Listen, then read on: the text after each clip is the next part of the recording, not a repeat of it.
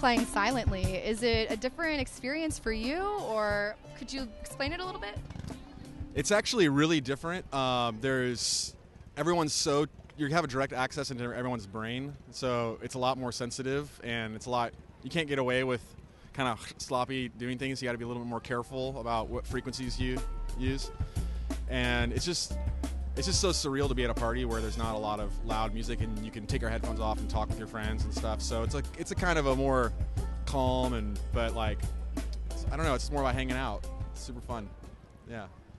Yeah, I know it's definitely much more of an individualized experience for everybody. And speaking about silent, you just encountered an illness where you lost hearing in your right ear after Envision in Costa Rica. It really wasn't a wake-up call to take better care of my ears in general and be more careful with loud noises and wear earplugs and that kind of thing. Because once I felt like what it was like to be so kind of off-kilter like that, imbalanced, I really appreciate my hearing more than ever. So take care of your hearing. That's a lesson I learned. On the topic of illness, I feel as though our time is kind of facing a lot of chronic disease, and it's hard to trust the system when we're living in the age of GMOs. What advice could you give to somebody out there that's maybe feeling as though they're suffering from something and they don't really know where to turn? Well, I mean, gosh, that's a big question. I think that really we all are going to die eventually. So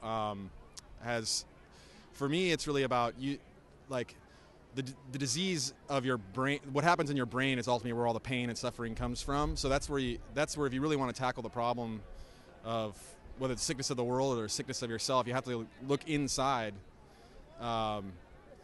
And for me, it's my art or other people's art, and that's what art is for. It's sort of to heal the deep sorrow that we all have inside, and this instead of and then there's dealing with the physical sadness around you or the physical ailments that you have or the physical ailments of the world on a more active level. But really, it's about, I think, going inside and finding ways to heal yourself within, so you have the power to heal others or yourself or the world around you. It's a great answer. I definitely believe that it starts with inside the heart and the mind. So the process of healing is super transformational. I think a lot of people my age and sparkleberries out there are kind of faced with this place of evolution, and sometimes it feels as though you're kind of stuck. Have you ever been in a transformational phase where you felt like you weren't really moving as fast as you would like? Definitely. It happens a lot where I get, especially right near the end of the end of an epoch of my life. Right near the end of that is when it's like, what the hell is going on? I'm stuck in this rut. And usually right before I'm about to throw in the towel, something amazing happens, and and then you look back on it, you're like, what was I even worrying about, really? I think it's about trusting yourself and trusting that you're on the right path for yourself, and not to doubt yourself. Transformational festivals are the big thing of our time, and they're popping up all over the country more and more.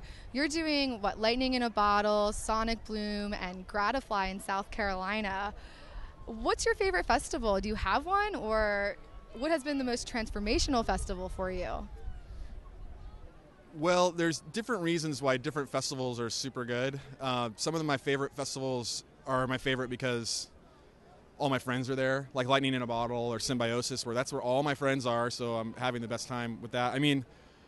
But really, when it comes down to it, probably Burning Man is the most transformative festival I've experienced. This will be my 16th one in a row, so I've done it. I know I love it. I keep loving it. I'm definitely not a jaded burner or anything, I think of all the festivals, that's the one that really is the most. But it's almost like it's its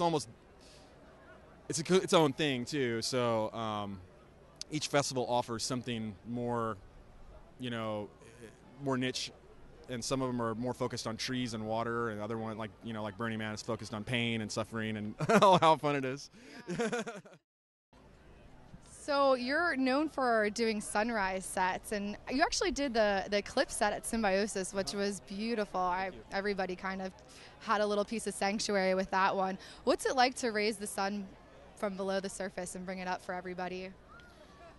It's incredible to be a part of a celestial event, and knowing that whatever schedule your event has, you can't control when it's going to happen no matter what. The sun's coming up. It's just sort of on its own thing.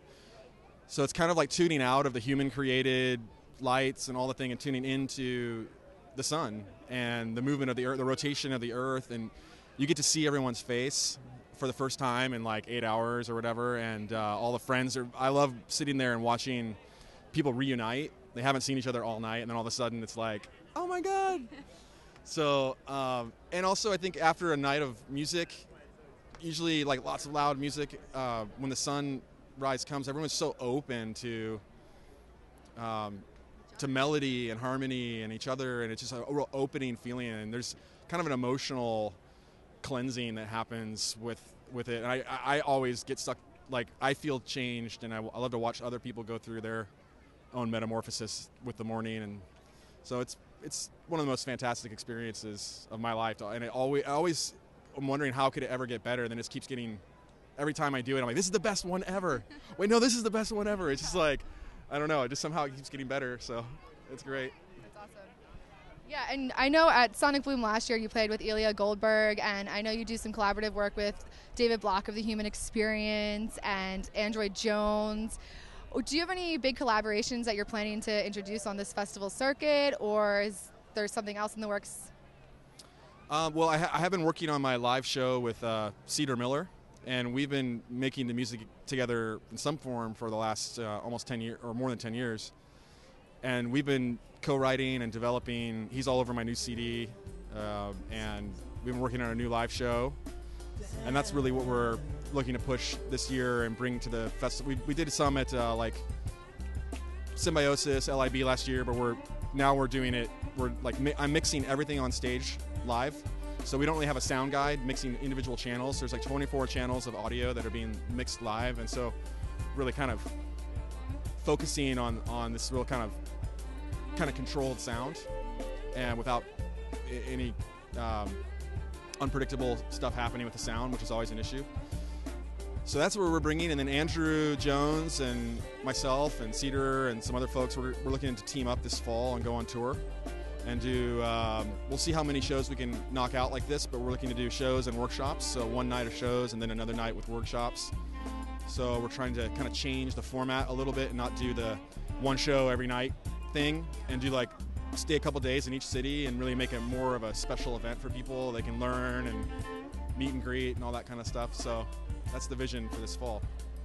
I think that you're doing workshops is a good thing because it really gives back to the community and has you interacting directly on a different level than making music does. So when you're not touring, what are you doing? What's the life of Random Rab when you're not on tour? Well, I spend a lot of time in the studio working. So that's my favorite place to be, probably, is my studio. So that's my social life, really. And then I like, of course, my home life and my garden, and I live around trees. So trees, garden, music, that's pretty much my life at home. Sounds like a good one to me. Last year we did an interview, and you said that 2012 was like a ripe pomegranate ready to burst open its red jewels all over the floor. And you said that 2012 was shaping up to be the best summer yet. What can be said about 2013? I feel like something cracked open in 2012 with the community and with these festivals, and really opened up the door for kind of a new beginning in 2013, where I feel like people are really starting to come together with a greater vision for the world and not be so maybe focused on the festival community and having it just stop right there. I feel like there's a movement to really make a difference in the world, that people are really eager to come together and change. So I guess the last thing I could ask is, Sparkleberry Lane encourages everyone to live consciously around the music and world we love. And we like to say, spread the sparkle, as a metaphor for embracing the light within. Besides doing all these amazing things with your music and workshops, is there anything secretive that we don't know about that is a way of spreading the sparkle? spreading the sparkle. I think it's about living without judgment and loving everyone as your family, you know. And I think that's the best way, I think, to spread the sparkle, is to really not be so cynical and understand that there's hope and there's always going to be unexpected things that will happen throughout history and will happen again, and we all have to be prepared to deal with change around us and just try and be positive and have hope for a better future that we all create together. And that's the biggest sparkle to me.